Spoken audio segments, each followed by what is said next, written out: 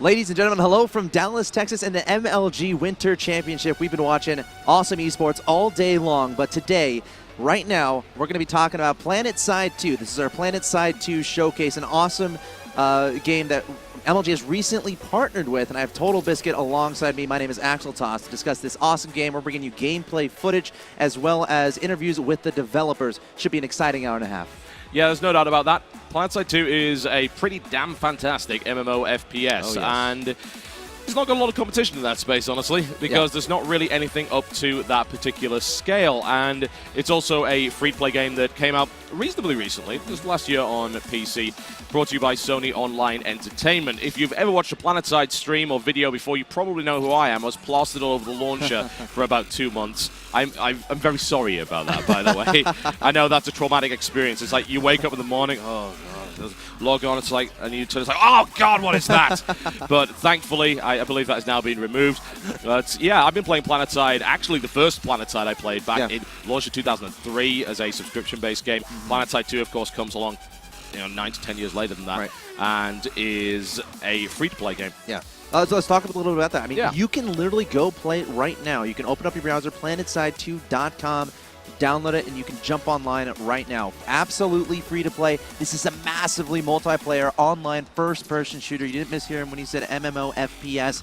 Huge maps, huge battles, and you can play at any time you want. Any time of the day, log into the server, jump in an outfit, you can organize teammates, and you can just start playing those objectives and killing everyone if you want, enjoying the remarkable scenery, and of course playing with all the awesome vehicles featured in the game. And I would strongly recommend that you do partner up, because it's a team. It's very much a teamwork-based game.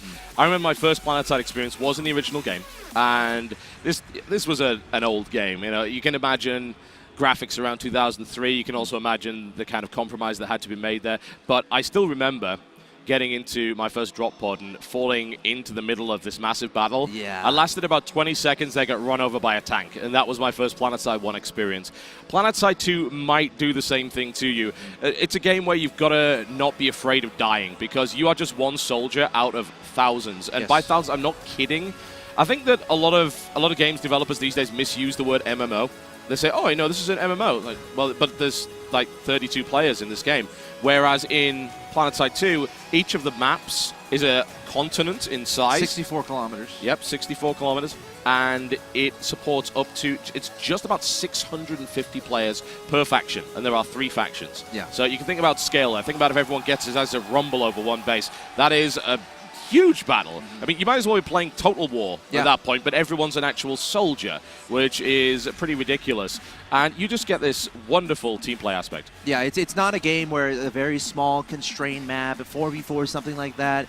Every the strategies are completely understood as far as, all right, flank on red side, flank on blue side. That doesn't exist as much in PlanetSide 2. It's completely massive map. You can have completely different scenarios as far as team versus team.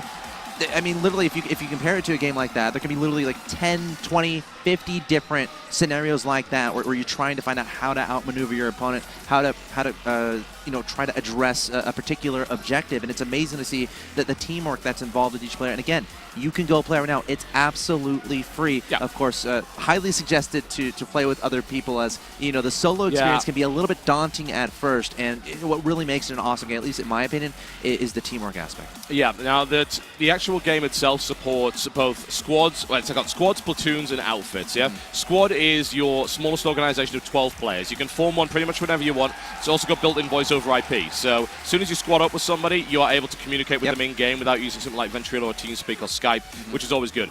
You can then expand that to a platoon, which goes up to 50 people. Yeah? So that's a collection of squads. They're all organized under a platoon leader, and you can then, if you happen to be the platoon leader, order them around, or if you're a member of that platoon, then you will be getting orders and waypoints from your platoon leader, and that trickles down through the voice over IP system as well. And then lastly, there is the PlanetSide 2 equivalent of guilds, which is called the outfit, which, as far as I'm aware, has unlimited capacity. I've not met the cap yet, and I've tried. I have hundreds of members in my outfit, and we haven't hit the cap yet. And outfits are a great place to play the game, because it's just like in pretty much any game. If you have a clan, you always have people online that you know.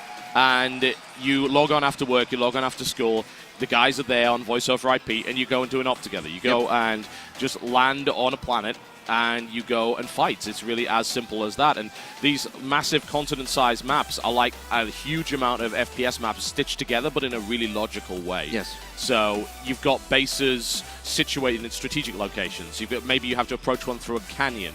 Maybe one is on the top of a large plateau, of which there is one, and any PlanetSide player knows exactly the one I'm talking about. It's called the Crown because everyone loves to take the crown. It is a massacre up there. It's insane. And all of these different bases are placed in different areas, and there's smaller facilities as well. So if you're not really into the big base assault stuff, which it can be like siege warfare. You can be running at that wall's 50 foot high, there's guns on the top of it, there's tanks inside, there's planes above, bombs are raining down on your head. You can go and take on some smaller objectives, like a smaller outpost or a tower, for instance, which are quicker to capture, but they offer different skirmish experiences.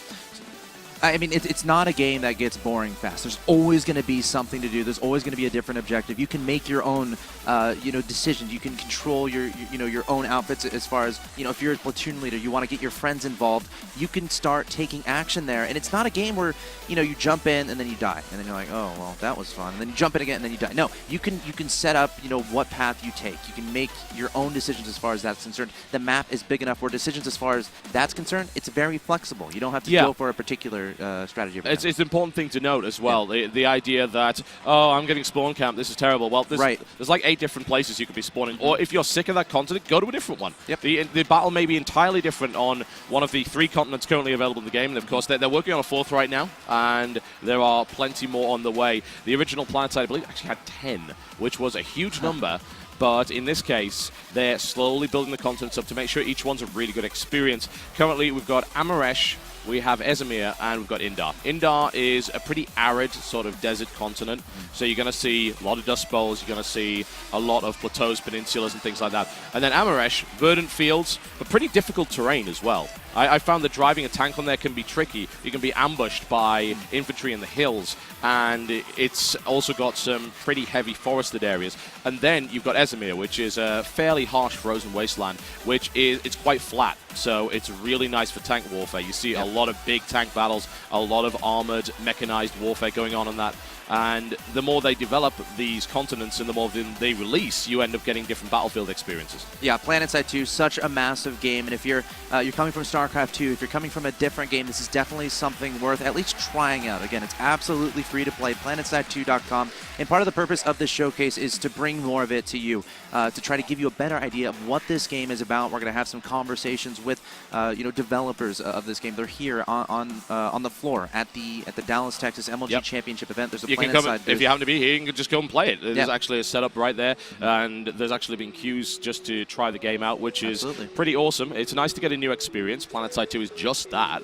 And even if you are a regular player of FPS, you'll probably find something new here, and certainly something that you will enjoy and get a real kick out of. Now, there's generally a first decision that every player has to make upon starting PlanetSide 2. Yep. That decision revolves around what empire you decide to choose, and we have a video queued up for you guys to help guide you through that choice.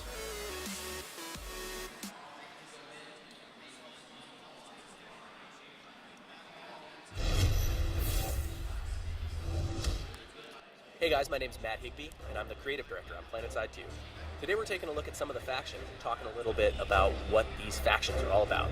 First up, we have the Terran Republic. The Terran Republic are what I would call the most professional military of the 3 factions. These guys are well-drilled, well-equipped, and basically the most well-oiled military machine on the battlefield of Araxis.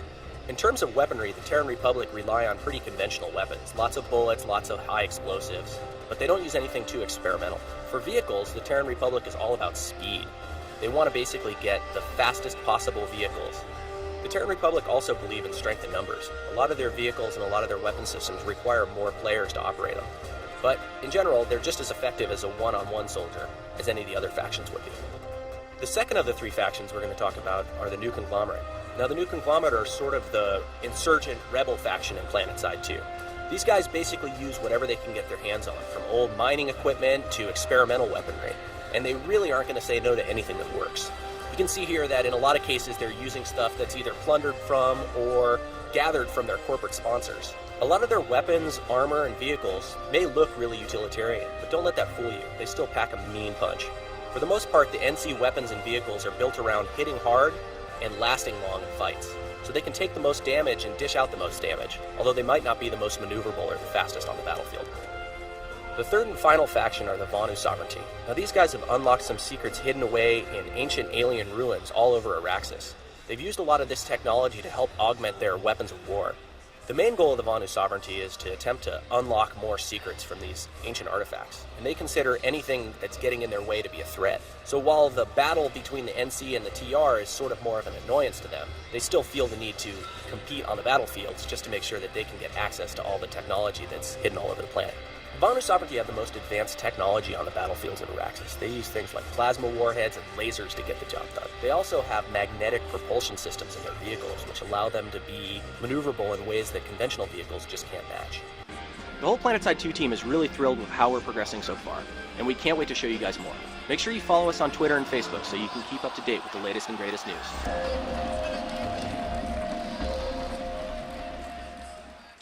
Sony. Hey everybody, welcome back to the MLG Winter Championships PlanetSide 2 showcase. I'm here just a few feet away from the PlanetSide 2 booth, where all week long attendees of the show here have been able to come check out the game, talk to developers, and really see what this epic, free-to-play, massively multiplayer first-person shooter is all about.